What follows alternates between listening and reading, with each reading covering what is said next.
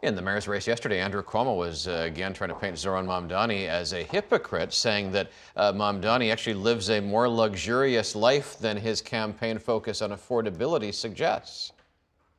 In reality, he's a mansion boy, son of millionaires, homes around the world, with a totally double standard for his lifestyle. But affordability was a key reason that Mamdani was able to get traction with voters in the Democratic primary, and he is continuing to push that theme. Yesterday, he launched a savings calculator, which tries to put some numbers on what a typical New Yorker would save if all of the Mamdani campaign promises are implemented. Mamdani does acknowledge that it will take time and cooperation from Albany to make these things happen. There is no ability for us to deliver a rent freeze or universal child care or fast and free buses if we are not willing to say that this is the bare minimum this city deserves. And so from the first day of our administration, we're going to get to work. And as you've said, this is going to be a process. It's going to be a process that will require the city. It's going to be a process that will also require the state. City Comptroller Brad Lander with us this morning. He too spoke about affordability in his primary campaign. He's been out helping the Mamdani campaign now. Good morning. Good morning, Pat. Affordability, time and time again in surveys of voters in this election, has proven to be the top issue.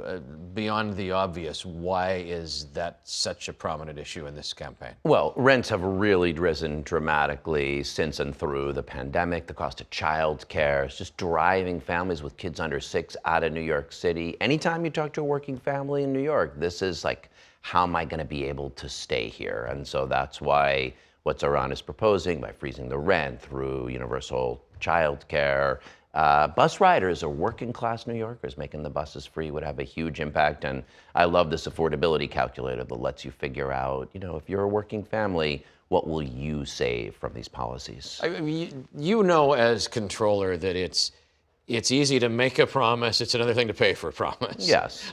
And this is, we've got the calculator on the screen here. Anybody can put in their own scenario. It's very simplistic. It depends on a whole bunch of factors that aren't actually in the mayor's control. What is the worth of something like this when it's kind of a made-up number? Well, look, the biggest thing there, as your viewers just saw, is childcare. Now, we know from universal pre-K that can happen. A mayor fought for it, worked with Albany to get it done, and people know because they're paying $22,000, $25,000 a year for childcare, that if the city can expand childcare to every 3-year-old, every 2-year-old, you'll save $22,000 a year. That's a big deal. A rent freeze similarly. People are seeing their rents go up because Eric Adams and the Rent Guidelines Board just raised the rent again. If the rent is frozen next year, that would save the average rent stabilized tenant $50 a month, $600 a year. Of the key factors that go into something like this affordability calculator, what do you think is most achievable in Albany? And what do you think will have the biggest lift to get support in Albany? Yeah, in Albany, so the most straightforward thing a mayor can do is the rent freeze. De Blasio did it 3 out of 8 years. But the rent freeze only applies to stabilized tenants. But that's a third of all New Yorkers, half of New York City renters and a third of all New Yorkers. So sure, that's not a small number. It's not a small number, but it puts pressure on the remaining 2/3 of the apartments and not everybody's a winner in that game. The biggest thing in Albany, I believe, is childcare. And we've seen that happen before with universal pre-K. Families all around the state need affordable childcare. The idea, we pay for public education, we pay for pre-K. The idea of moving that down, having the state pay for 3K, getting down to 2-year-olds. That's a win-win. Yes, it costs money, but it keeps families in the city. It actually increases productivity and over time enables more New Yorkers to work, grows the economy overall. Is your intent still to work with the Mamdani team if he's elected? Look, he's going to have a big mandate for affordability and making quality of life and affordability in New York better. I'd be happy to help however I can. I want to talk about something else that you've been working on. Your plan later today is to go down to Federal Plaza again. You have been there trying to draw attention to the way ICE has handled these immigrant cases. You go there again and again. Does it change from day to day? Unfortunately, ICE has gotten even more aggressive. We've seen now reporters being assaulted. That woman thrown to the ground 2 weeks ago.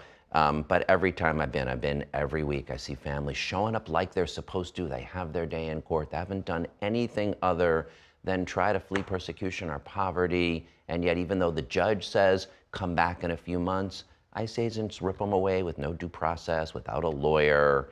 It really is a travesty for our democracy right under our noses, and any New Yorker can do it. You don't have to be an elected official. Come watch what's taking place at 26 Federal Plaza. I got a couple of controller-related questions. Government shutdown underway in Washington. Is there an immediate impact on city finances? It's a little more slow rolling as people start to feel the pinch. So far, New York's in a good, strong position, but we'll start to feel it as the shutdown moves forward. And then as you move into these final few weeks as controller, have you got unfinished business? What's a planned? lot to get across the finish line. Yes, we're finishing some things on pension fund investing. We had a great year for June 30th, but really making sure that work is on a strong platform so that all our teachers and cops and firefighters know their retirement security is there for decades to come. I don't want to get too far ahead of myself. I'm sure we'll have you in before then for a final interview or two. But as you look back at your years in this job, what do you think you've been successful in changing? Oh, so much we're proud of. We issued the city's first social bonds just for affordable housing, and now it's over $4 billion. It's financed over 12,000 affordable apartments for New Yorkers. First time New York ever did that. A lot of great innovations like that in the office. Good to have you in this morning. Thank you. Great to be here. Thank you. Thank you for watching our YouTube channel. Let Spectrum News be your resource for balanced, in-depth political coverage, and click the subscribe button right here. You can also download our app or watch us on TV to learn more about the candidates, where they stand on the issues, and more. We'll see you then.